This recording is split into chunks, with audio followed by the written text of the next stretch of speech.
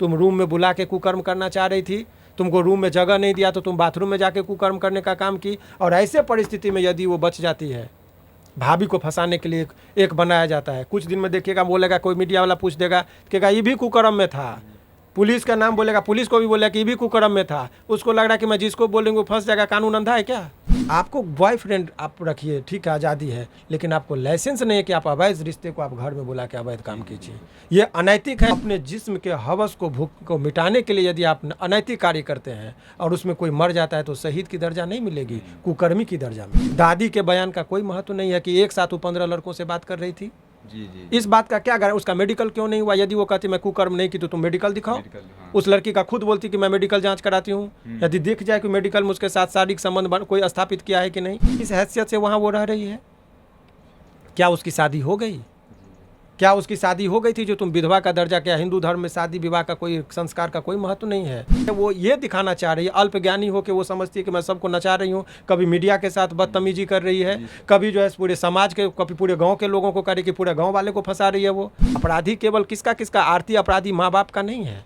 अपराधी माँ बाप के साथ साथ उस गांव का भी है, उस समाज का भी है, और छोटू का भी अपराधी है कि एक साथ वो 15 लड़कों से कैसे बात कर रही थी। मैं ये नहीं कह रहा हूँ, ये स्टेटमेंट उसकी दादी का, उस बिंदु से भी इन्वेस्टिगेशन होनी चाहिए। उसके ही बयान को देखिए ना, आपकी बोला कि मैं दरवाज़ा तोड़ा तब देखा तो वो मरा हुआ था, करंट लगा हुआ था। तो ऐसा भी तो हो सकता है कि लोक लज्जा, कुकर्म किया था वो। जब वो घर में पहुंच गया, उसको पता चला कि हमारे माँ बाप, पूरा गांव का लोग देख लिया, तो उसमें डिप्रेशन में चला गया हो। ऐसे में वो सुसाइड कर लिया हो करंट लगाकर। मारना होता तो लपड़ थप्पड़ से मारता, गोली मारता, फरसा होता, कुदाली होता, कोई चीज़ से काट लेता। करंट से मारने का क्या तुक बनता है? जो लड़की अपने माँ बाप का नहीं हो सकी, अपने समाज का नहीं हो सकी, अपने गांव का नहीं हो सकी, तो क्या वो 4 दिन के लिए वो बचने के लिए गई, अपने स्वार्थ में गई है वहाँ उस लड़के के घर पर? उसको भी अपना शिकार बनाएगी वो। और आने वाले दिन में देखिएगा उसके घर के लोग जो रखे हैं वो भी बुरी तरीके से वही लड़की उसको फंसाएंगे। तो जब वो घटना कोई देखेगा ना, तो एक ही तरह की बात करेगी वो। जितने बार माइक उसके मुंह में सट रहा है उतने तरह की बातें हो रही है। नमस्कार, मेरा नाम अभय कुमार है। अभी हम मौजूद हैं पटना हाई कोर्ट के प्रसिद्ध वकील शिवनंदन भारती सर के पास। हम इसलिए आए हैं क्योंकि आरती छोटू मुद्दा अब नया मोड़ ले रहा है और लग रहा है कि अब आरती फंसती हुई नज़र आ रही है। तो सर से ही जानेंगे कि आखिर कानूनी तरह से कैसे आखिर आरती फंसती हुई नज़र आ रही है। पहले लग रहा था कि आरती के परिवार वाले दोषी हैं, लेकिन अब लग रहा है आरती के परिवार दोषी है, लोग बोल रहे थे, लेकिन अब लग रहा है कि आरती का परिवार दोषी शायद नहीं है। कानूनी राय क्या है, सर से जानेंगे, शिवनंदन भारती सर से। सबसे पहले सर आपका बहुत बहुत स्वागत है। बहुत बहुत धन्यवाद आपका भी। सर मैं सबसे पहले आपसे यही जानने का प्रयास करूंगा कि आरती के पिता भाई जीजा निर्दोष कैसे हैं इस मामले में? देखिए, सबसे पहले तो मैं आपको बता दूं कि ये जो घटना है और इसमें जो छोटू की मौत हुई है, मैं हत्या टर्म नहीं यूज़ कर रहा हूँ, मौत कह रहा हूँ।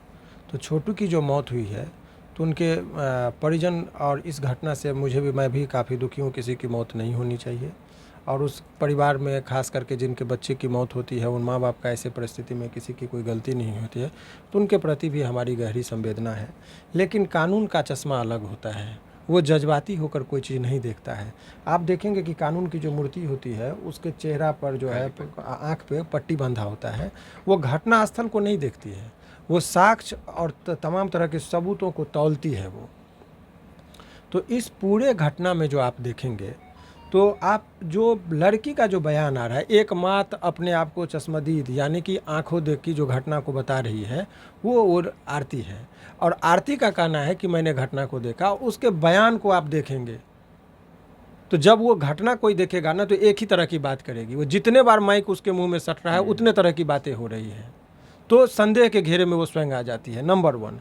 नंबर 2, आपका जो प्रश्न है कि वो लोग निर्दोष कैसे, तो मैं आपको अनेकों उदाहरण दूंगा, जो हालांकि बहुत चीज़ मैं आपको नहीं बताऊंगा, इससे हमारा केस कमज़ोर होगा कोर्ट में जब बातें को रखी जाएगी।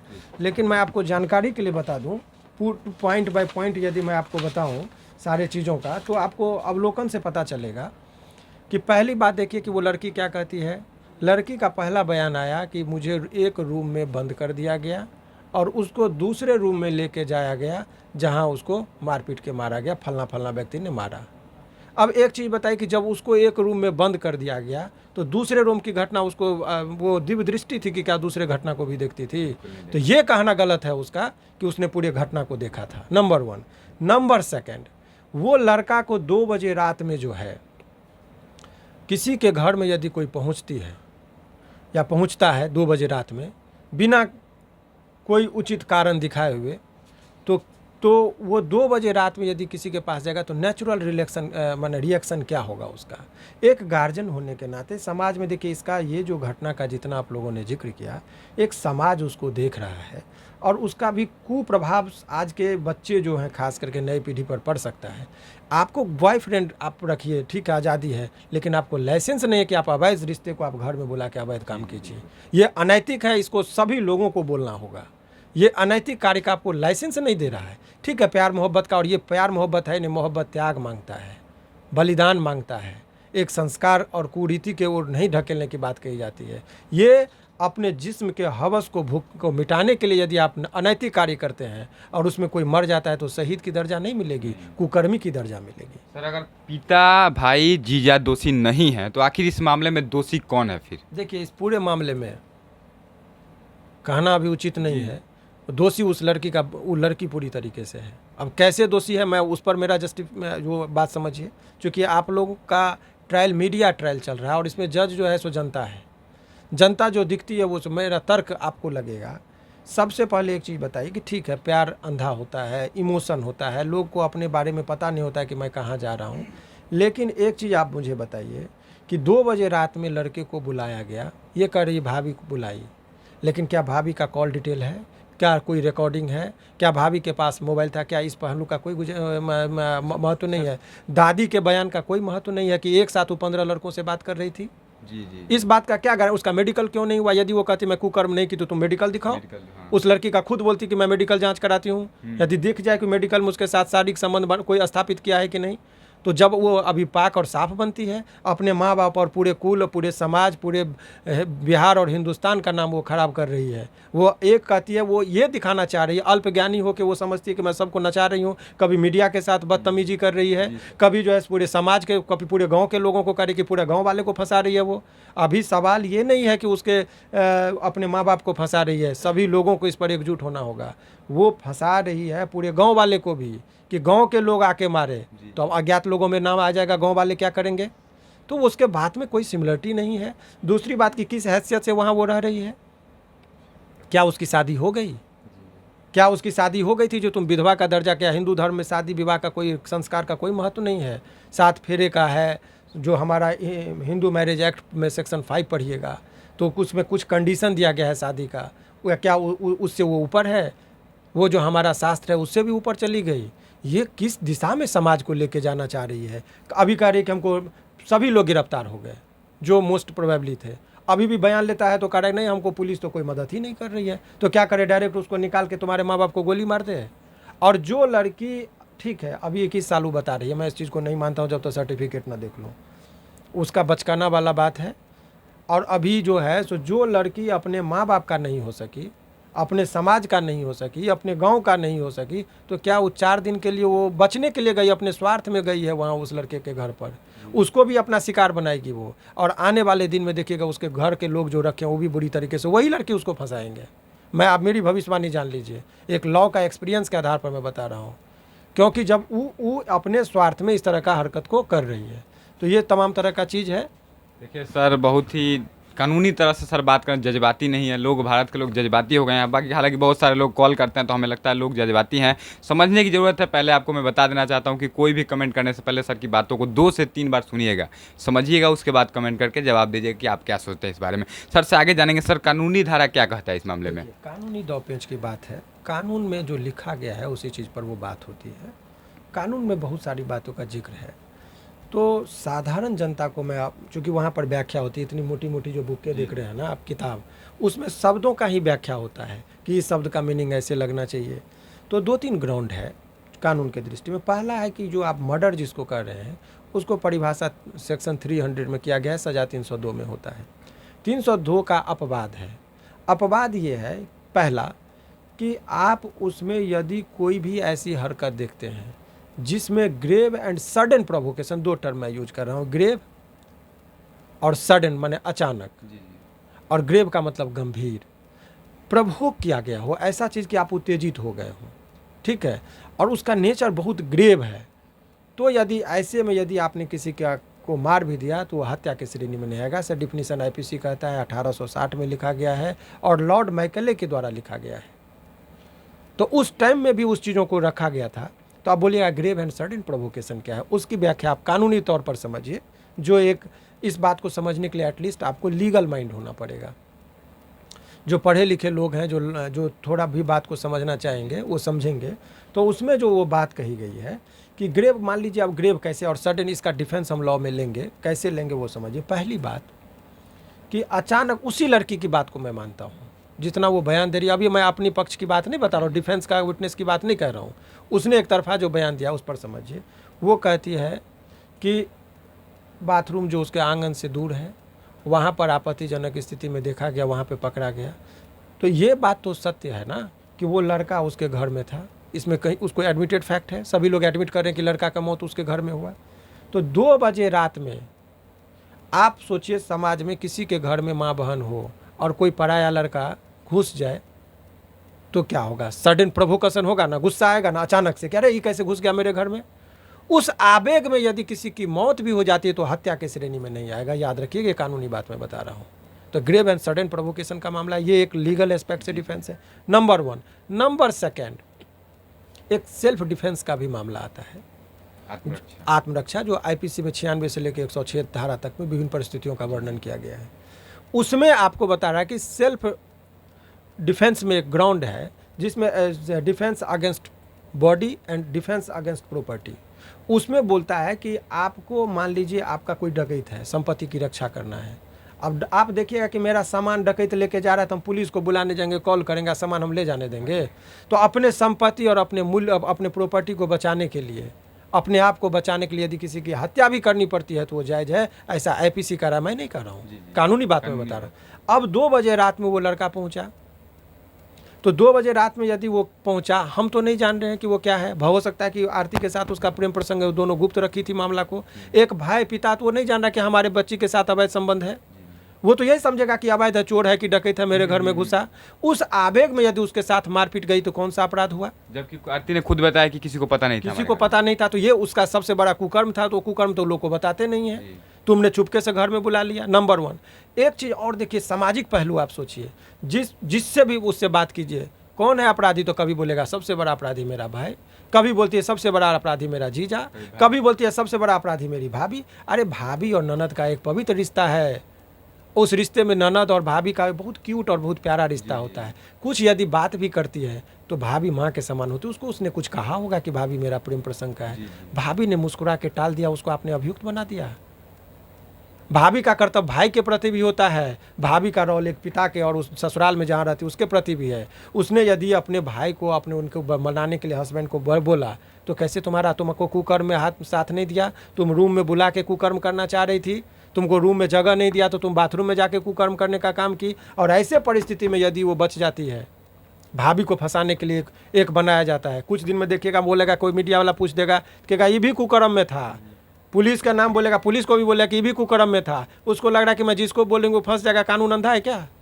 पूरा समाज देख रहा है। अब समाज में सभी लोगों को सोचने की ज़रूरत है, जागरूक होने की ज़रूरत है कि ये एक तरीके से पूरे समाज को बिगाड़ने का काम कर रही है। घर में एक लाइसेंस देना चाह रही है कि प्रेम प्रसंग का मामला है तो प्रेमी घर में आए। जैसे शादी हो जाती है, दामाद घर में आता है तो उसका स्वागत में मिथिलांचल में भी कल्चर है और अन्य जगह भी हमारे बिहार में सोसाइटी में है, अतिथि देवो भव। उसमें दामाद का स्वागत तो और तरीके से किया जाता है। कहीं ना कहीं भारत का पूरा माहौल खराब हो सकता है। इसमें ये कहना चाह रहे कि मेरा बॉयफ्रेंड है, ये कहते हुए तुमको उसका स्वागत करो 2 बजे रात में, उसको लाइसेंस मिल जाए लाने के लिए, ये कहाँ उचित है?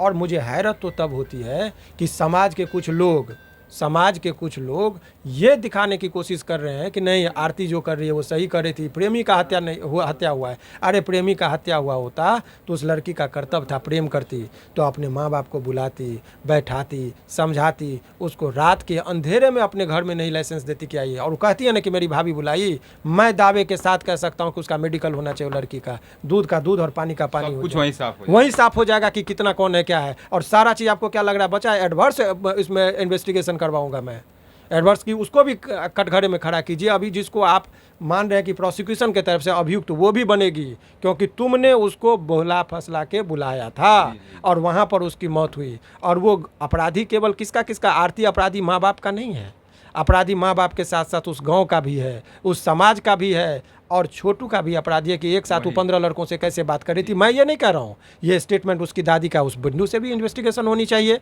उसके बाद आप जानिएगा उस लड़के के माँ बाप के प्रति भी ये चीज़ है। एक तो चीज़ है, आपको लगता है कि यदि वो इतना डीप लव में थी तो बोलने की स्थिति में 15-20 दिन तक रहेगा वो? उसका फेशियल एक्सप्रेशन से नहीं लग रहा है कि आपको वो मीडिया को जिस तरीके से संबोधन कर रही है वो काफ़ी बोल्ड है। वो अपने आप को बचाने के लिए भी इस तरह का कभी कभी हमको भूत लग गया, उसका आत्मा आ गया, सब आत्मा परमात्मा तुम में आ रहा है। ये साइंस का कुछ ज़माना है, यहाँ भूत पिचास पर लोग यकीन नहीं करता। सो रहता तो आत्मा आके कह देता कि हमको फलना मार दिया, उस पर जजमेंट दे देते और उसको सजा हो जाती। ये सब सारा चीज़ जितना भी हो रहा है ना, ये एक समाज को गुमराह करने की कोशिश की जा रही है। और हैरत मुझे होती है कि बहुत लोग इसमें गुमराह हो जाते हैं। इसीलिए आदमी को अपने तर्क से जो उचित लगे उसको कीजिए। ये वक्त आ गया है गलत को गलत कहने का, सही को सही कहने का। आप किसी भी तरीके से उसको जस्टिफाई नहीं कर सकते हैं कि 2 बजे रात में यदि कोई लड़का किसी के घर में चला जाए और उसको लड़की बुलाए और कभी बोल देती है, उसके बात को कैसे सत्य मान ले? इधर इतने लोग बोल रहे हैं, गांव के लोग बोल रहे हैं, उसकी दादी बोल रही है, इतने बुजुर्ग लोगों का बात नहीं माना जाए। उसके माँ बाप जिसने पैदा किया, माँ बाप कहाँ उस बेटी के खिलाफ कभी विरोध में बोल रहा है? अभी बोला है कि बेटी आ जाओ। यदि माँ बाप का यदि इतने गलत होते ना, और इतने यदि मारने का इरादा होता उसको, लड़के को मारने का, तो पहले बेटी को भी मार देते। उसको मालूम था तो उसने क्या गुनाह किया? बेटी को कुछ नहीं हुआ। अरे मॉब लिंचिंग का मामला था, बहुत सारे लोग आ गए, उसमें भी मौत हो सकती है। या लड़का को जब, और सबूत जानिए कि वो लड़का जब बोलता है उसके ही परिजन की, जब वो घर पे गया उस रूम में तो अंदर से छिटकिली लगा हुआ था। जो छोटू के परिजन जब गए तो उसको तोड़ के निकाला। तो जब अंदर से छिटकिली लगा था तो बाहर से कैसे मार के कोई अंदर से लाश आके छिटकिली लगाया था क्या? उसके ही बयान को देखिए ना, आपकी बोला कि मैं दरवाज़ा तोड़ा तब देखा तो वो मरा हुआ था, करंट लगा हुआ था। तो ऐसा भी तो हो सकता है कि लोक लज्जा कुकर्म किया था वो। जब वो घर में पहुंच गया, उसको पता चला कि हमारे माँ बाप पूरा गांव का लोग देख लिया, तो उसमें डिप्रेशन में चला गया हो। ऐसे में वो सुसाइड कर लिया हो करंट लगाकर। मारना होता तो लपड़ थप्पड़ से मारता, गोली मारता, फरसा होता, कुदाली होता, कोई चीज़ से काट लेता। करंट से मारने का क्या तुक बनता है? तो ये बहुत दृष्टिकोण से ऐसे लोग को अपने अपने हिसाब से, और पुलिस का अनुसंधान वो फेयर करती है लेकिन जज्बाती होकर नहीं। न्याय का देखिए 3 बॉडी है इंडियन कॉन्स्टिट्यूशन का, न्यायपालिका, कार्यपालिका और विधायिका। विधायिका का काम है कानून बनाइए, एग्जीक्यूटिव का काम है कि implement the law, and judiciary का काम है कि to adjudicate and interpretation of the law. तो इसमें जो है न्याय, जुडिशरी का काम है अपने जो सबूत आएगा उसके आधार पर वो करेंगे। तो मैंने जो आपको बताया, इससे पहले भी मैंने खुलासा किया था। शुरुआत में बहुत लोगों का निगेटिव, जिस टाइम में सारे लोगों का इमोशन उसके प्रति था, उस टाइम में भी कहा कि रुको, ठहरो, समझो, फिर कोई बात करो। मैंने भी कई लोगों का कोर्ट मैरिज कराया है। बहुत सारे प्रेमी जो आते हैं तो उनका मुझे लगता है कि सारा जेन्युइन है तो उसका मैं मदद करता हूँ। लेकिन समाज को जो गलत दिशा में लेके जा रहा है, कुछ लोग भावनात्मक बात करके कि नहीं आरती को न्याय मिलना चाहिए। अरे आरती को क्या न्याय मिलना चाहिए? न्याय तो छोटू के परिजन को मिलना चाहिए। और वो न्याय क्या करेगी? अभी 2 दिन हुआ नहीं करे कि मैं शादी करूँगी, ये भी चर्चा आने लगा है। अभी 13वां हुआ नहीं है, तुम अपना बयान दे रही हो झूठ मूठ के आरती के। आप बताइए इस चीज़ पर यकीन आज के दौर में किया जाएगा कि उसके देह में आत्मा आ रहा है छोटू का? तुम तो उसके भी आत्मा को भी ऊपर से भी तुम ला के नीचे में बदनाम करी। यदि तुम प्यार करती तो नौटंकी नहीं करती। मैं इस चीज़ को सिरे से खारिज करता हूँ कि कोई यदि ये कहता है कि मुझे आत्मा आके ये लड़ा देह में लग रहा है। तो सर आखिर में सर से मैं यही जानने का प्रयास करूँगा, सर आखिर किस तरह से आप बचा लेंगे आरती के परिवार को? आपको लगता है, आपकी नज़र में और कोर्ट के नज़र में लगता है कि आरती का परिवार दोषी नहीं है? एस्पेक्ट है, कानूनी एस्पेक्ट की तौर पर आप जब चाहेंगे, बहुत सारा एस्पेक्ट है जिसको मैं एक एक पत्ते दर पत्ते खोलूंगा तो उनके जो वकील होंगे उनको डिफेंस मिल जाएगा। ये चीज़ मैं नहीं खोल सकता हूँ। मोटा मोटी बात समझिए कि बहुत सारा ग्राउंड है जो सेल्फ डिफेंस का मेरा ग्राउंड है। हाउस ब्रेकिंग एट नाइट है, जिसको रात में अवैध तरीके से यदि किसी के घर में घुसते हैं तो डिफेंस में हमको मारने का अधिकार है। मॉब लिंचिंग का मामला है, सुसाइडल है। और यदि मैं मारा होता तो वहाँ से भाग गया होता, सभी लोगों की गिरफ्तारी जो उसमें से जीजा को छोड़ के घर पर से हुई माँ बाप का, उसके पिताजी साधु टाइप के आदमी हैं, संत आदमी हैं। तो ये सब सारा चीज़ बैकग्राउंड है। तो बहुत सारा ग्राउंड हमको है लॉ लीगल एस्पेक्ट से, जिस पर मैं अपना काम करूँगा। ठीक है, उनके परिजन हमसे संपर्क में हैं कुछ लोग। ठीक है, अभी लोअर कोर्ट में मामला चलेगा, बेल के लिए अभी पहले आवेदन होगा। चूँकि 302 का मामला में अधिकतर लोगों को लोअर कोर्ट से न्याय माने बेल नहीं मिलता है, तो यहाँ हाई कोर्ट तक आते आते बेल मिलेगा। इसीलिए बहुत सारे चीज़ का नहीं है, वो लाख चीख ले, लाख चिल्ला ले, लेकिन समाज जो है ना गुमराह नहीं होता है। देर से ही सही समाज अब जागने लगा है, हर चीज़ को देखने लगा और समझने लगा है। देखिए सर ने कुछ बातें बताई जिसको मैं आपसे बोल देना चाहता हूँ कि पहले आप समझिएगा गौर से इन बातों को, उसके बाद निर्णय लीजिएगा और कमेंट में लिखिएगा, क्योंकि बहुत सारे ऐसे लोग हैं भारत में हमारे जो कि भावनाओं में बह करके किसी भी बात को समझेंगे नहीं, सिर्फ एक पक्ष का बात सुनेंगे और गालियाँ लिखना शुरू कर देंगे। उन लोगों को मैं बता देना चाहता हूँ कि सर की बातों को समझिएगा। और सर ने एक बात कही कि अगर आपके घर में रात के 2 बजे कोई आता है तो आप क्या करेंगे, इस बात को जरूर एक बार सोच करके उसके बाद ही कमेंट करिएगा। हालांकि सर ने जो बातें कही कानूनी बातें थी, सर की कोई अपनी राय नहीं है, जो भी बातें सर ने बताई है कानूनी बातें हैं। सर आखिर में आपने अपना कीमती समय हमें दिया, इसके लिए बहुत बहुत धन्यवाद। आपका भी बहुत बहुत शुक्रिया।